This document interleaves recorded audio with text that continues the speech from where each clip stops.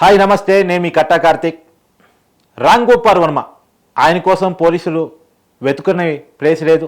హైదరాబాదు, పూణే, కేరళ, కోయంబత్తూర్ అన్ని చోట్ల కూడా ఆంధ్రప్రదేశ్ పోలీసులు, ప్రకాశం జిల్లాకు సంబంధించిన పోలీసులు రామ్ గోపాల్ వర్మ కోసం వెతుకుతూ ఉన్నారు. ఇప్పటికే లుక్అవుట్ నోటీసులు జారీ అయ్యి ఉన్నాయి.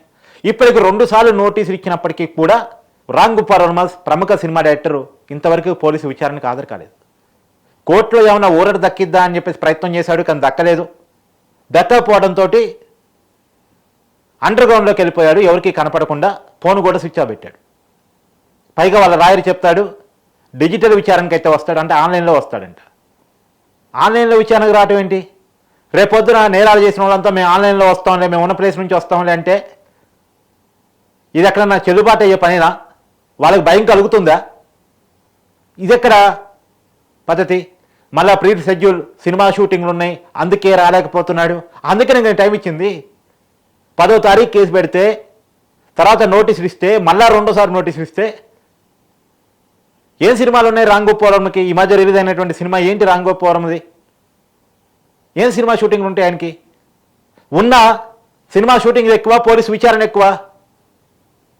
చట్టం ముందు సమాధానం చెప్పుకోవాల్సింది పోయి నాకు సినిమా షూటింగ్లు ముందే షెడ్యూల్ అయినవి ఉన్నాయంటూ కుదురుతుందా? కుదరదు కదా.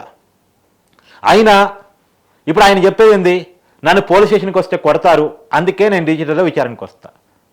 ఈ మాట వినటానికి విచిత్రంగా అనిపిస్తుంది కదా.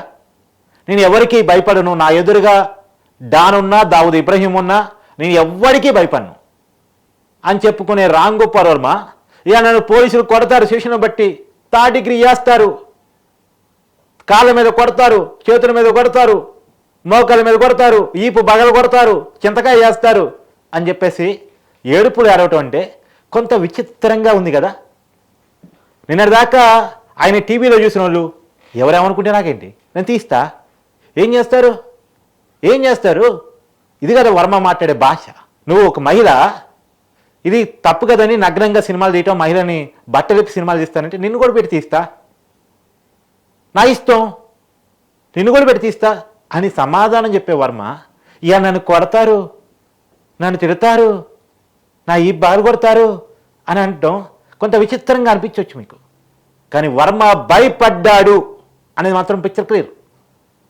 భయపడను అని చెప్పుకునే వర్మ కేవలం మీడియా కోసం, కేవలం అటెన్షన్ కోసం, పబ్లిక్ అటెన్షన్ కోసం చెప్పుకున్నాడు తప్ప వర్మకి భయం ఎక్కువ. ఇవాళ ఆంధ్రప్రదేశ్ పోలీసులను చూసి వర్మ భయపడుతున్నాడు, ఇంకా చెప్పాలంటే పోసుకుంటున్నాడు అని చెప్పాలి. ఏదో హైదరాబాద్లో ఒక హీరో ఫామ్ హౌస్లో ఉన్నాడని, తర్వాత వేరే రాష్ట్రానికి వెళ్ళాడని, చెక్కలు కొడుతున్నాడని ఏదో సమాచారం అందుతుంది. పోలీసులు ఇవాళ కాకపోతే రేపైనా పట్టుకుంటారు. అతను అనుకునేది ఏంటంటే కోర్టులో ఏమైనా ఊరట దక్కుతుందేమో, నన్ను కొడతారు అని చెప్పేసి అంటే కోర్టు ఏమైనా నాకు అనుకూలంగా తీర్పిస్తుందేమో, డిజిటల్గా ఆధారగామని చెప్పేసి పర్మిషన్ ఇస్తేమో, ఇలా రకరకాలుగా ప్రయత్నం చేసుకుంటున్నాడు. కానీ ఇంతవరకైతే అతనికి ఎలాంటి ఊరట దక్కలేదు. నిజానికి వర్మ మంచి డైరెక్టరే. శివ లాంటి ట్రెండ్ సెక్టర్ సినిమాలు తీశాడు, టాలీవుడ్ నుంచి బాలీవుడ్కి వెళ్ళాడు, సర్కార్ అనేటువంటి సినిమా తీశాడు, అమితాబ్ బచ్చన్తో కలిసి పనిచేశాడు, బాలీవుడ్ సూపర్ స్టార్. తెలుగు ధనానికి ప్రతిభను తీసుకొచ్చాడు. మనం అనుకుంటున్నాం కదా ఇవాళ పాన్ ఇండియా సినిమాలు, మన హీరోలు వరల్డ్ లెవెల్కి వెళ్ళారు, పాన్ ఇండియాగా వెళ్ళారు అని చెప్పేసి అనుకుంటున్నాం కదా. ప్రభాస్ని, రామ్ చరణ్ని, అల్లు అర్జున్ని, మహేష్ బాబుని, జూనియర్ ఎన్టీఆర్ని చూసి మురిసిపోతున్నాం కదా. హీరోలుగా వీళ్ళను ఒకప్పుడు వర్మ కూడా అంతే మంచి ట్రెండ్ సెట్టర్. కానీ మనిషి మంచోడే అండి, పిచ్చికొక్క గరిసింది అప్పటి నుంచి పిచ్చి పిచ్చిగా చేస్తున్నాడు అని చెప్పేసి పల్లెటూరులో చెప్తారు కదా.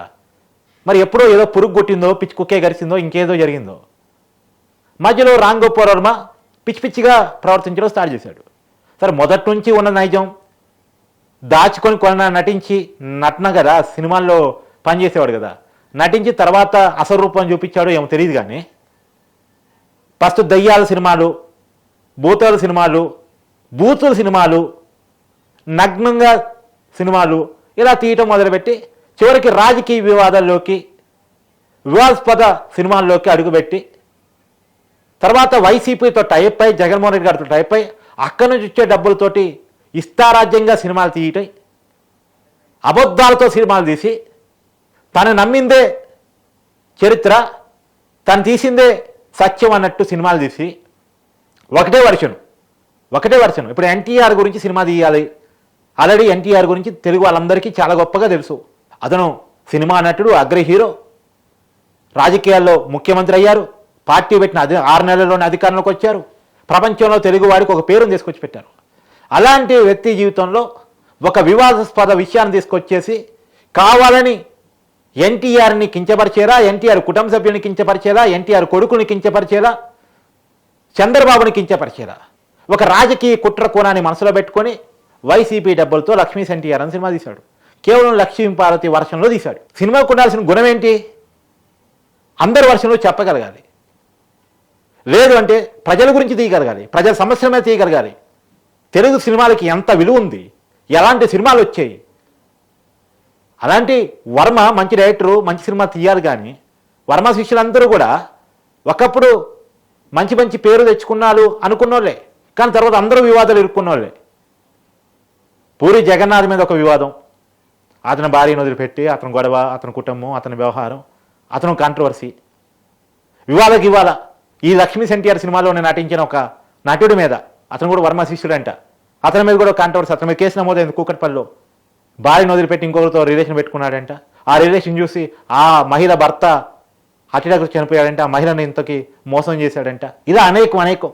వర్మ మాటలే కాదు, వర్మ చరిత్ర కూడా బూతులే. కూతురంటే గౌరవం ఉండదు, బంధాలంటే గౌరవం ఉండదు, సమాజం అంటే విలువ ఉండదు, చట్టాలంటే భయం ఉండదు. అలాంటి వర్మ ఇలా ఆంధ్రప్రదేశ్ ప్రకాశం జిల్లా పోలీసులను చూసి పోసుకుంటున్నాడని చెప్పాలి. మొట్టమొదటిగా కూటమి మన వాట్సాప్ చెప్పాలి కూటమి ప్రభుత్వానికి. భయం తీసుకొచ్చింది వర్మలో. తర్వాత శిక్షలు ఏమేస్తారు అవన్నీ తర్వాత విషయం. ముందైతే భయం తీసుకొచ్చారు వర్మలో. ఇప్పుడు పోసానైతే నాకు రాజకీయాలు వద్దు స్వామి, నాకు నా కుటుంబం చేయాలని దండం పెట్టి వెళ్ళిపోయాడు. భయం వచ్చింది, పోసాన్లో భయం వచ్చింది, క్లియర్గా అందరికీ కనపడింది. తెలుగు వాళ్ళందరూ చూస్తుండగానే ఒక వీడియో రిలీజ్ చేస్తూ నాకు రాజకీయాలు వద్దు, నీకు రాజకీయాలు మాట్లాడను అని చెప్పేసి పోసానికి ఇష్టమని దండం పెట్టి వెళ్ళిపోయాడు. శ్రీరెడ్డి, లోకేష్ గారు క్షమాపణ అండి, పవన్ కళ్యాణ్ గారు క్షమాపణ అండి, చంద్రబాబు గారు క్షమాపణ అండి అంటే పేరున క్షమాపణ చెప్పేసి దండం పెట్టి ఆమె కూడా తప్పేసుకుంది. శ్రీరెడ్డిలో కూడా భయం వచ్చింది, ఇప్పుడు వర్మలో కూడా భయం వచ్చింది. స్వరూపానంద్ అయితే, శారదాపీఠం స్వరూపానంద్ అయితే నేను ఆంధ్రప్రదేశ్ రానండి, ఇంకా నేను రుషికేశ్లో గడిపేస్తున్నా జీవితం అని చెప్పేసి ఆయన ఒక నిర్ణయం తీసుకున్నాడు. ఇలా ఒక్కొక్కళ్ళు భయం పెట్టి బతుకుతున్నారు. తప్పులు చేయటం ఏంటి, బూతులు తిట్టడం ఏంటి, భయపడటం ఏంటి? నిజంగా ఏ తప్పు చేయనప్పుడు చట్టాన్ని ఎదుర్కోవడానికి అనుకున్న ఇబ్బంది ఏంటి?